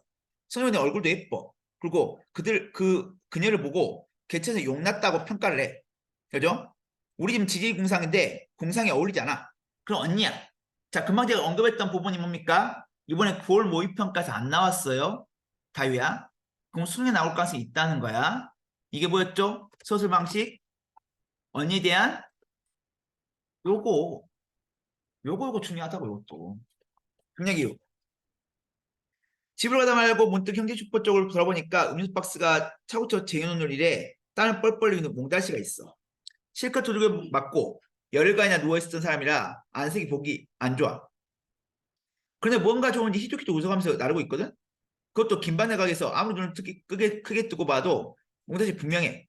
저럴 수가. 자, 이게 뭐라고요? 바로 안 끝나는 거. 이런 걸 준영에게 말했다시피 내적 독백이라는 거 있죠. 내적 독백. 아, 이 작품 여러분 참고로 있잖아, 연서야. 1인칭, 뭐냐, 전직 작가, 아니, 그 초점화 기법 안 썼어요? 왠지 알죠? 이건 나가 등장, 나가. 이거 1인칭 관찰자 시점이야. 이게 등장할 수가 없어. 그 초점화 기법은 3인칭 그 전직 작가 시점에만 등장해요. 그거 주의하셔야 합니다. 맞죠? 근데 재밌는 건 현대 소설이 대부분 있잖아. 전직 작가 시점이야. 왜냐면 전직 작가 시점 좋은 점이 뭐냐면 인물의 심리를 다 보여줄 수 있어. 그러다 보니까 작가들이 많이 애용해요. 1인칭으로 해버리면요. 시야가 한정되어 버리거든요. 그 사람의 눈으로 봐야 하거든. 이게 작품 내용이 한정되고 재미가 좀 떨어져. 독자가 많은 걸 분석해야 돼. 피곤해져. 요즘 소설은 다 그러지만 전적 작가 시점 쓰고 이 초점화 기법을 그냥 써줘요. 알죠? 아무튼 그래서 지금 무슨 스토리인지 여러분 잘 모르시죠? 이게 뭐냐면 그 몽다리가 김반장네 집에서 일을 하고 있거든. 근데 어느 날 이제 불량배들이 쫓겨. 그리고 현지슈퍼 김반장에게 이제 도움을 요청해. 근데 이 나쁜 놈이요 문을 안 열어줘. 그래갖고 그 몽다리가 두들겨 맞거든. 그 전치 이게 10일인가? 10일이니까 전치 이제 10일 나왔죠. 그 엄청 맞은 거야. 겨우 회복했어. 그러면 여러분 같으면 그놈 어떻게 하겠으면 김반장을 갈아 마셔버리겠죠. 그죠? 내가 위급했을 때 문 열어줬으면 나 살았을 거 아니야. 근데 김반장 왜 문 안 열어줬어? 같이 휘말리기 싫어서 그랬던 거야, 이 나쁜 놈이. 같이 일했던 동년대. 그 동갑이거든. 그죠? 배신한 거야. 근데 그 집에서 일하고 있어요, 지금. 그러니까 이제 나는 좀 미쳐버렸죠. 이거 또라이 아니야, 그런 거야, 지금. 몽다리가. 그죠? 자기를 배신했던 놈한테서 지금 일하고 있으니까. 근데 그 속내가 있죠. 우리는 읽어낼 수 있잖아. 왜 그러고 있는 거야? 그리고 잊어버린 척 하거든요. 기억 안 나는 척. 왜 그러고 있겠습니까? 일할 때가 여기밖에 없어. 자기의 생계를 위해서 더럽지만 뭡니까? 이놈 밑에서 일해야 했어. 근데 그걸 이 어린이가 알까요? 이해할까요? 어린이 이해 못하지. 생존의 문제 같은 거 이해하겠어? 그죠? 더러워도 해야 한다는 거? 모르죠. 그러니까 얘는 이해 못해. 이 여자아이는. 그죠? 아무튼. 그래서 보면은 그래서 이제 깡그리 잊어버리고서 잘할 수가 없다는 게 내 생각이었다. 했죠? 잊었을까? 또 디토프이죠. 그날밤 머리에 어딘가 세 개 다쳐서 김반장이 자기를 내쫓은 부분만큼만 깜쪽같이 지워진 건 아닐까? 자기 내쫓 독백이야. 전혀 엉뚱한 이야기도 아니야. 텔레비전에서 기억상실증과 뭔가로 했고 자기 아들을 못 알아보는 녀석이 있거든. 그런 상상이라면 내가 따라올 만한 아이가 없는 형편이야. 내 머릿속은 기기괴괴한 온갖 상상들로 늘 모래주머니처럼 빽빽했으니까. 이런 다 내적 독백입니다. 나의 짓은 나오고 있죠. 나는 청소부 아버지의 딸이 아니라 사실 어느 부잣집에 버려진 딸이라고. 그럼 이건 은근 뭐 하고 있습니까? 아버지를 매기고 있어요. 맞죠? 청소부 아버지 뭡니까? 별로 자기 상황에 대해서 뭡니까? 부정적이야. 나는. 가난한 집 딸이라는 걸 인정하고 싶지 않아. 그래서 아버지를 부정하고 있는 거야. 그죠? 난 청소부 아버지가 아니라 어디 다른 아버지에서 지금 이제 뭡니까? 주워온 딸이라고. 그렇게 생각하는 거죠. 그건 졸업했어. 요즘은 내 생상은 새로운 거야. 외계인 아버지.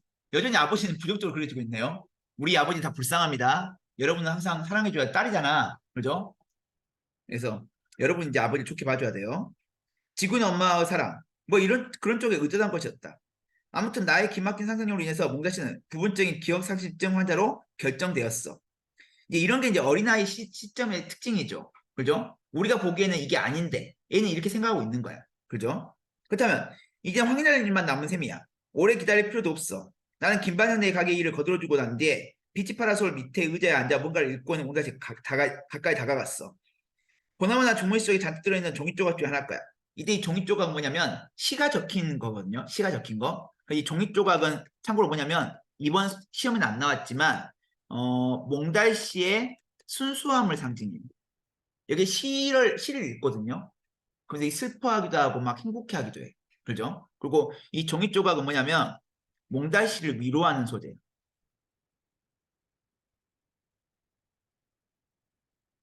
이 몽달 씨의 이 시에 있는 내용이 자기 상황과 비슷하대. 근데 슬프다고 하면서 뭡니까? 웃거든요. 왜? 시의 내용은 슬픈데 왜? 자기 상황과 유사하니까. 근데 이걸 왜 회하고 웃어요? 이걸 보면서 뭔가 위로가 되는 거야. 일종의. 나만 그런 게 아니구나. 이런 거니까. 그죠?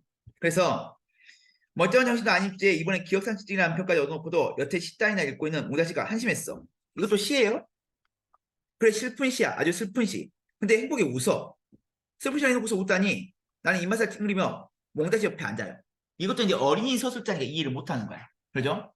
왜 웃는지 알죠? 자기 상황과 똑같으니까. 공감되니까. 그죠? 그 위로를 받는 거죠. 그 아주 낮은 목소리로 그리고 아주 낮은 목소리로 물었다. 이제 다 나았어요? 응, 시를 읽으면서 누워있으니 금방 나았지. 시가 위로가 되는 거야. 금방은 무슨 금방? 열흘이나 되었는데 또 한 번 나는 몽다시 형편없는 정신 상태에 실망했다. 그날 밤에 난 여기 앉아서 다 봤어요. 뭘? 김반장이 아저씨를 쫓아내는 거. 그 순간 정색을 하고 내 얼굴을 쳐다봤어. 예전에 프로했던 눈동자가 아니라 까맣고 반짝이는 눈이었어. 그래서 우리가 뭘 할 수 있습니까? 독자는 몽다씨가 연기하고 있었구나. 그 할 수 있죠. 그럼 이때 여러분 아까 우리 문제 봤었죠. 풀려있던 눈동자하고 뭡니까? 까맣고 어쩌고저쩌고입니까? 이건 서로 대조죠. 대조. 이게 문학 작품이 이렇게 소재가 대조가 많이 돼. 근데 이번 현대 소설에서도 소재 대조하는 문제는 없었죠. 시에만 지금 나오고 있죠. 그러니까 시에서 이번 나올 거라고. 오케이? 그리고 분석할 수 있고요. 자신 내 얼굴 보지 않을 작정인지 괜스레 팔뚝에 엉겨붙은 상투딱지를 떼어내고 애쓴 척이야. 딴청 피운 거야. 딴청. 왜? 자기가 모른 척하거나 잊어버린 척하지 않으면 김반장님 밑에서 일을 할 수 없어. 그러면 생계가 막막해져. 살 수가 없어. 그러니까 더러워도 이렇게 하는 거야. 나한테 바싹당하면서 김반장은 나쁜 사람이야. 그렇죠? 아니 몽다씨가 아니라고 해. 그렇죠. 맞죠? 몽다씨 못 들은 척 계속 딴점을 피우고 있어. 왜? 살라고. 그죠? 살아남으려고. 사는 게 더러운 게 다 이런 거죠. 그래서 이걸 이제 우리 서술자는 파악 못하죠. 근데 재현이는 그걸 읽어낼 수 있잖아. 그래서 이 어린 서술자의 또 효과는 뭐냐면 얘들아, 독자가 작품에 더 뭡니까? 몰입할 수 있게 해줘요. 몰입. 왜? 이거 아닌데? 진짜 그런 거야? 기억상실증? 이거 에바잖아. 하고서 그럼 왜 그랬을까? 왜 몽다시 이러고 있지? 그럼 자꾸 이걸 읽어내는 거야. 분석한다는 거예요. 이게 이제 어린 서술자의 특징이에요. 전제작가 시점은 다 알려주거든요. 쥐어줘요. 준영이한테. 그러니까 독자가 적극적으로 작품을 분석하지 않는 경향은 있어요. 그래서 뭘 차용합니까? 뭘 보완합니까? 초점하게 그걸 그랬어. 일부러. 자, 그 다음에 이번에 또 논란됐던 뭡니까? 고전 시가죠. 자, 고전 시가. 보시면 정체 성산별곡 나와 있죠? 이건 뭡니까? 드디어 말할게요. 정철이 나왔다는 것은 정철은 조선 전기가사 대표자잖아. 그러면 딱 짝이 맞으려면 뭐 자기를 빵 나와야죠. 조선 후기 가사 대표자거든. 이해되세요, 여러분? 그래서 이제 일전에 우리 이감에서 박일로의 조홍시가를 공부를 했죠. 그때 강조했었죠. 근데 여실히 그걸 증명으로 하듯이 정철이 나와준 거야. 조선 전기 대표자. 맞죠? 그래서 조선 후기 나올 가능성이 높다고 박일로가. 그럼에도 불구하고 다위야. 분명히 9월 목표를 분석했을 때는 박일로가 나올 가능성이 높은데 난 비틀어 주는 거죠, 한번. 이렇게 페이크 써갖고 안조안에 만원사, 유배문화 나오고 그 다음에 몇 번입니까? 몇 번? 34번에 뭘 딱 넣어준다고? 34번에 여러분 아까 제가 했던 자연 나왔죠. 자연 분석. 여기 뭐 넣으면 돼? 유배. 유배의 양상 넣으면 되잖아요. 유배 문학이 다양한 양상을 보여요, 여러분. 그죠? 어떻게 보여요? 잠깐만 조금만 얘기할게요. 말하면 이거 수업 끝나버리니까. 유배에 대해서 일단 임금님에 대해 자기가 억울하다고 표현하는 작품이 있어. 유배 문학 중에.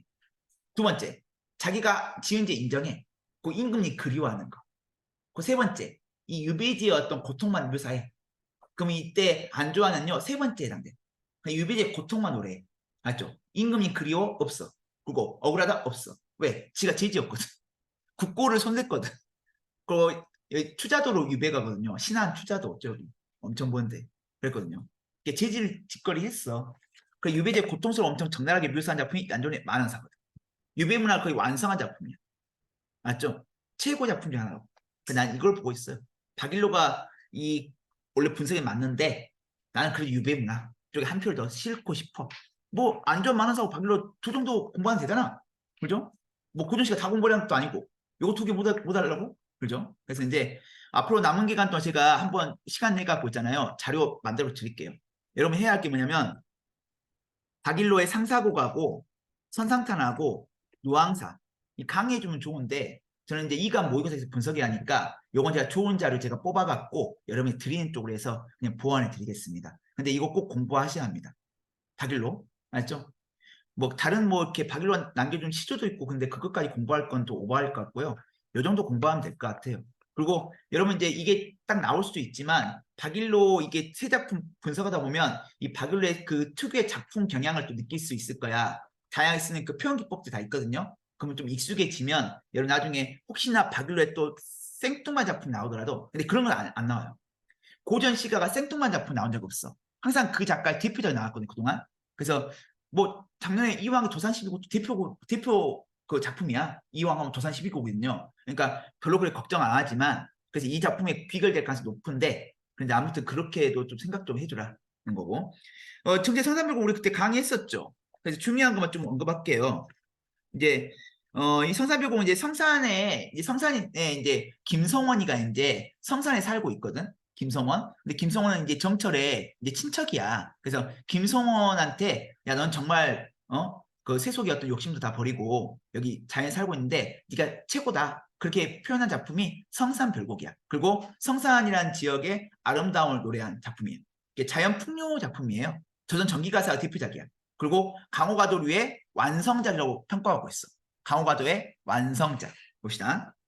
뭐 청강이라는 곳의 녹초변 이 물가에 소목인 아이들이 석양에 흥이 겨워서 흥을 못 이겨갖고 해가 지고 있죠. 피를 비껴보니까 모래에 잠겨있던 용이 잠을 깨어서 일어난 듯 그리고 또 뇌의 기운에 안개의 기운에 나온 학이 제 둥지를 던져두고서 허공에 솟아뜨는 것 같은 모습이 보인다고. 피를 부니까.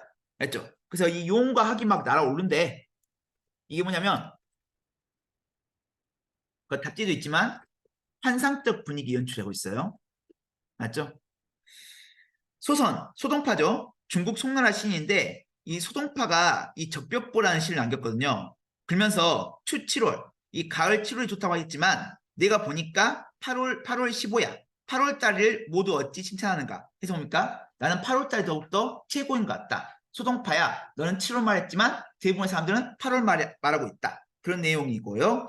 구름이 거치고 물결이 다 단적에, 즉 물결이 잔잔해진 거죠. 물결이 잔잔해지고 하늘에 돋은 달이 소나무 위에 걸려 있거든. 잡다가 빠진 줄이 적선 200이 헌사할시자 야단스럽다고 할 수 있겠냐. 이게 무슨 말이냐면 이게 또 200의 중국고사를 인용하고 있죠. 그죠? 그리고 여러분 느낌 뭡니까? 중국고사 인용은 매년 수능이 나오고 있어요. 거의. 맞죠? 그래서 우리 일전에 이감 그 다른 작품들 뭡니까? 그 효도, 박일의 조홍시가 공부하면서 중국고사 많이 나왔잖아요. 왕상이어라든지 맹종육줍이라든지 나왔잖아요. 노래반이라든지. 자, 이런 것 다 중국고사 인용인데, 그죠? 그래서 이제 올해 이제 수능에도 중국고사 인용된 작품이 나올 가능성이 높아요. 인용이. 근데 중국고사를 좀 여러분이 알아둘 필요가 있어. 몇 가지는. 다 할 수는 없고. 200 어떻게 죽었냐면, 진짜 환상적으로 죽었죠. 200이 이제 그 밤에 이 물에 배를 띄워놓고 이 달을 보고 있어요. 그 달이 너무 아름다운 거예요. 근데 마침 물도 보니까 달이 떠 있어. 하늘에 있는 달을 못 잡지만 이 물에 떠 있는 달을 이렇게 만질 수 있지 않고 달 예쁘다 예쁘다 다 풍덩 깨꼴라 그랬어요. 진짜 환상적으로 죽었죠. 이게 물에 떠 있는 달을 잡다가 돌아가셨어. 이게 200고사거든요. 너무나 아름다워가지고. 그렇지? 그걸 지금 인용한 거야. 그래서 아마도 200이 다른 사람 야단스럽다고 할 수 있겠지만 내가 보니까 200이 헌사할시야 200을 보고 우리가 야단스럽다고 할 수 있겠냐? 저렇게 달이 아름다운데 이런 내용이라고.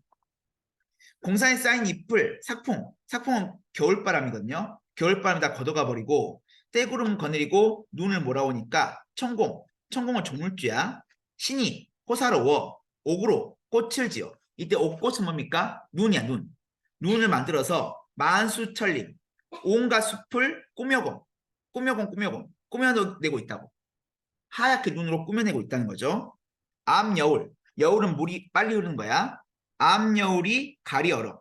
꽁꽁 얼어갖고 동목교 비꼈는데 동목교 외나무 다리를 놓았는데 막대맨 늙은 중이 어느 절로 간단 말이고. 이게 지금 외나무 다리 지금 건너고 지금 중이 어디 지금 절로 가고 있어요. 근데 이걸 보고 이제 시적가 뭐라고 하냐면 부탁합니다. 야 중아 산홍 산 나그네의 산 늙은이의 이 산주인의 이 부귀를 남에게 자랑하지 말아라. 이때 부귀는 뭐게요? 돈 아닙니다. 이거 자연 즐기는 겁니다. 부탁하는 거죠. 왜냐고? 왜 부탁하냐면 경욕을 숨은 세계를 찾아올 사람이 있을까봐 두렵다. 이게 누구도 찾아오지 않게 하려고. 산중에 벗이 없어갖고 책을 쌓아두고서 망고 인물 그동안 영웅들을 헤아려 보니까 곰곰이 생각해 보니까 성현도 많고 호걸도 많다. 하늘이 만들 때 이런 영웅 만들 때 무심할까마는 생각이 없었을까마는 어째서 시운 시대 운수가 흥망이 있는 거였죠. 그 영웅이 죽고 살고 그랬죠. 그걸 말하고 있고 인생 무상이죠. 그죠? 아무리 영웅도 그러니까 하늘이 이 영웅을 냈을 때 생각이 없었을까마는 왜 어찌해서 이렇게 죽고 살고 이렇게 반복했는가? 그게 의문이다. 그 인생 무상이죠. 모를 일도 많거니와 애달픔도 끝이 없다. 그 또 나오죠. 중국고사가. 이 기산의 늙은 고불 허유거든요. 귀를 어찌 씻었는고 이 고사 알죠? 허유가 은나라 사람인데 능력자야. 그래서 은나라 왕이 왕위를 물려주려고 해. 근데 허유가 더러운 소리 들었다 보니까 귀를 씻어버리죠. 그 소부는 뭡니까? 그 옆에 그 귀 씻은 물이 내려오니까 소에게 먹지 못하게 했어. 더러운 물이라고. 그래서 허유와 소부는 뭡니까? 다 늘상 말하지만 무욕의 대명사죠. 엊그제 빚은 술, 이건 그 세사는, 그래서 박소리를 핑계하고 지조가 가장 높다 했죠. 허유가 어느 정도냐면, 심지어 이 자기가 먹는 밥 있죠. 바가지. 바가지도 소리가 요란하다고 해서 버려버렸어. 바가지는 있을 거 아니야, 밥 먹으려면. 근데 그것도 거부할 정도로 무욕. 어떤 것도 욕심 안 냈고, 인심이 얼굴 같아서 볼수록 새롭거늘, 세사는 구름이다 했죠. 세사는 구름이라 험하기도 험하구나. 그러니까 이 정철 그때가 선조 임금 때였죠. 그 당파 싸움 치열할 때였죠. 작건이 밀건이 실컷 기울이니까 마음에 친 시름이 조금 풀린다 해서 술은 풍류가 아니라 시름을 달리는 소지죠. 그죠? 그 다음 이제 시조가 나와있죠. 사설 시조. 그래서 아마 이번에 포맷이 어떻게 될 것 같냐면 서로 다른 문학 갈래, 고전 시가를 매칭해 갖고 나올 거라는 걸 지금 그 평가원이 발표하는 거야. 그러면 가에는 가사가 나오고 이처럼 나에는 시조가 나올 거라는 거. 그것도 사설 시조가. 알죠? 근데 사설 시조가 엄청 다양해요. 근데 사설 시조는 여러분 긴장하지 않아도 되는 게, 그 조선 후기에 이 평민들이라든지 여성들이 많이 지었기 때문에 시어는 그렇게 어렵지 않을 거라는 거. 맞죠? 그래서 시조만큼은 여러분이 좀 낯선 작품이 나올 걸로 봐요. 이거 봤을 때 이것도 낯선 작품이죠. 선생님 이거 처음 보거든? 낯선 작품이 나올 거기 때문에 요건 좀 약간 걱정될 수도 있겠지만은, 그죠? 하지만 이제 아무래도 이제 쉽게 풀어서 썼기 때문에 읽어보면 이 사설시조가 어떤 주제를 갖고 내겠다. 그걸 알 수 있는데, 이 사설시조 그 대부분의 주제는 뭐냐면, 다행인 것은 양반의 허위, 위선, 부정부패, 어리석음을 풍자하는 게 대부분이거든. 그 플러스 뭐 남녀 사랑, 그죠? 그리고 플러스 또 뭐 이제 뭐 어떤 농촌 삶에 대한 어떤 풍요로움 이런 것들 그걸 노래하거든요. 생활 긍정적 태도. 여기에 거의 귀결되고 있기 때문에 이런 주제의식 갖고 접근하면 아마 쉽게. 근데 근다고 조선 후기가 이런 것들을 언급하지 않습니다. 자연 풍류, 그죠? 또 뭐 임금에 대한 어떤 사랑 이런 거 안 나옵니다. 이거 조선 전기입니다. 맞죠? 그러니까 이런 위에 있는 프레임, 이 주제 프레임 갖고 접근하면 낯선 사설시조 나오더라도 어렵지 않게 풀 수 있을 거야. 맞죠? 그렇게 보면 될 것 같고 이 작품 뭐 어떤 내용이냐면 그 자연생활의 어떤 풍요로움을 노래하고 있는 작품이야. 내가 지금 사는 게 너무 풍요롭고 좋다. 그 욕심 안 내고 살고 있다 뭐 그런 건데 생매를 잡아갖고 길 잘 들여갖고 먼 산으로 꽁산에 보내버리고 흰 말을 탔어요. 그래서 구불구종. 이 구불구종은 이제 말을 모는 하인들이야. 그 갈기 손질, 말 갈기 손질해갖고 활활 살살하여서 이매집, 그죠? 사랑하는 이매집 송정. 이 소나무 정자 뒤에다가 잔디에다가 말발뚝 꽝꽝 박아놓고서 숙마박 곱비 길게 늘려매고 숙마박 곱비 길게 늘려매고는 이 말을 묶은 곱비를 길게 늘어뜨리고 사랑한 사람의 집에 간 거죠. 그죠? 가깝고 뭐예요? 앞내 여울 고기, 뒷내 여울 고기. 여울은 물이 빨리 흐르는 곳이라고 했죠. 거기 고기 있죠. 고기를 자나 작지만 굵으나 굵지만 자나 작거나 굵거나 작거나 간에 주섬주섬 낚아내갖고 시내 동쪽으로 뻗은 움버들 나무까지를 꺾었어요. 꺾어 거꾸로 잡고 잎사귀 세겹 남기고 줄을 훑었어. 갖고 잎을 다 떨궈갖고 그 가지 있죠. 그 가지로 이 금방 낚은 고기에 아감이 있죠. 아감을 너슬너슬 꿰었어. 이게 나뭇가지에다가 지금 고기를 다 꿰인 거야. 꼬치구이처럼 꿰었어. 그래갖고 잔잔 흐르는 말에 납작 실쭉 청바둑돌로 임도 모르고 아무도 모르게 가만히 살짝 자기자장단 자기장단입니까? 이건 자기장단이라는 노래예요. 자기장단이라는 맞춰 노래 부르면서 지그지 눌러놓고 동자야 했죠. 불렀죠. 이 뒤에 학타신 성관이 신선이 나에게 날 찾거든. 그물 낚싯대 종이 종다리끼 파리 밥풀통 고추장 술병까지 가지고 와서 뒷내 여울로 와라. 왜? 신선과 함께 놀겠다고. 이 맛있는 고기 먹으면서. 그죠? 아무튼 산중고기 나쁜 인간으로. 이거 어떤 내용입니까? 자연 속에서 풍류. 맞죠? 풍요로움. 생활의 긍정적 태도. 나에게 사는 거 너무 좋다고. 여기서. 그 끝. 맞지?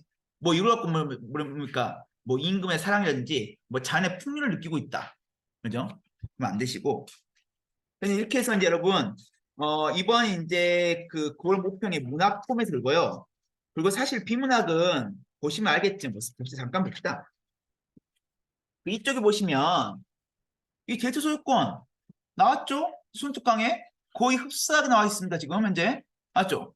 여기서 뭡니까? 데이터 소유권 해갖고 두 가지 얘기하고 있잖아요. 근데 순특강도 두 가지 얘기하고 있어. 어떻게? 첫 번째 데이터 소유권 누가 갖고 있어 한다고? 이건 정보의 주체 가지고 있어 한다고. 두 번째 뭡니까? 데이터 보유자, 즉 기업이 갖고 있어 한다고. 이 두 가지 입장이죠. 이걸 핵심이 이거야. 정보 주체 뭐냐면 그러니까 이런 거죠. 연서에 뭐 글이나 그림이나 뭐 동영상이 있어요. 그죠? 그럼 이제 이게 개인 정보잖아요. 근데 이게 그냥 개인만 갖고 있기에는 의미가 없어요. 딱히. 근데 이게 모이는 거야. 연서, 준영, 현아, 뭐 재은이, 뭐 다육게 모여요. 그럼 어떻게 의미를 갖게 됩니까? 고3 수험생의 어떤 하루, 그죠? 모습, 이게 될 거 아닙니까? 그러니까 정보가 이렇게 빅데이터가 돼야만 의미가 있어요. 사실 데이터 각각은 의미가 없어. 그리고 이 빅데이터가 구축돼야만 인공지능이 생길 수 있어요. 인공지능은 자기가 학습하는 거잖아. 그럼 학습할 거리가 있어야 되나? 이게 빅데이터가 이렇게 만들어져 있어야 돼. 그죠?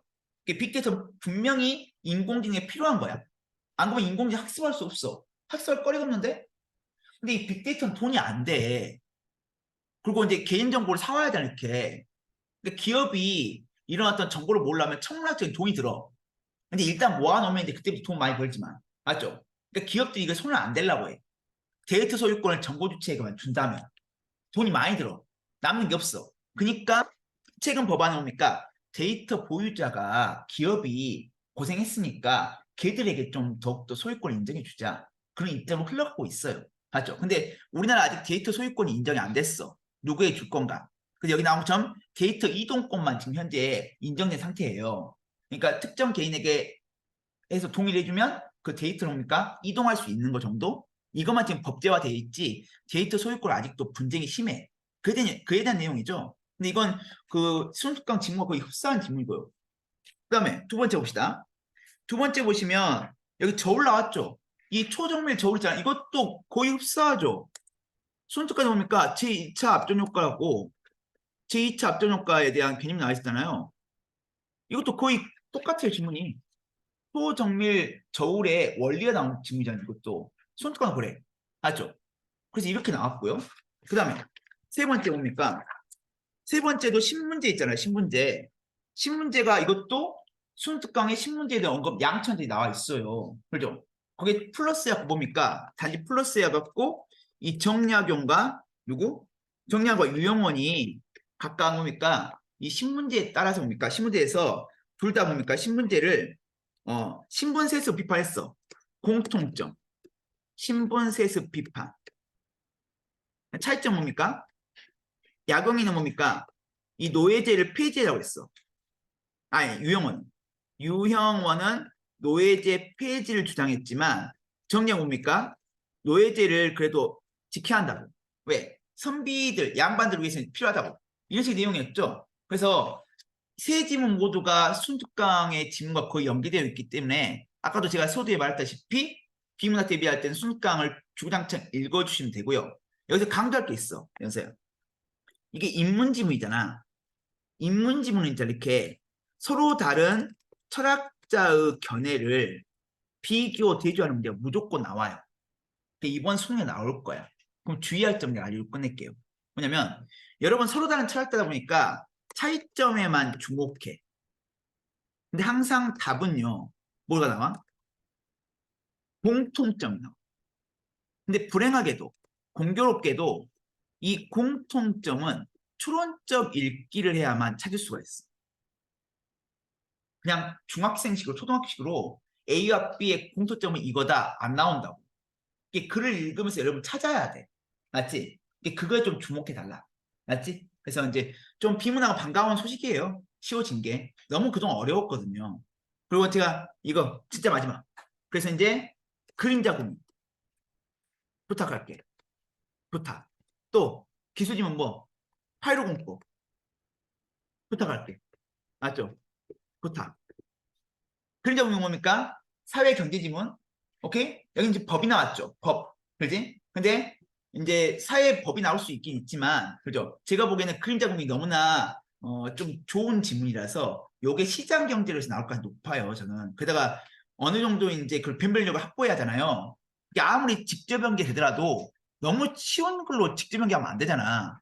아니, 지문도 비슷한데 쉬운 테마 갖고 내면 되겠냐? 그러니까 좀 어려운 테마 중에 속하는 것들이 경제야. 그럼 경제 중에 쭉 면면을 살펴보면 그림자 금융이 좀 매력적인 지문이라고. 기술지문에는 파이로 공법이라고. 아시겠죠? 핵 재처리. 그래서 그걸 좀 주목해서 봐주세요. 알았지? 고생했습니다.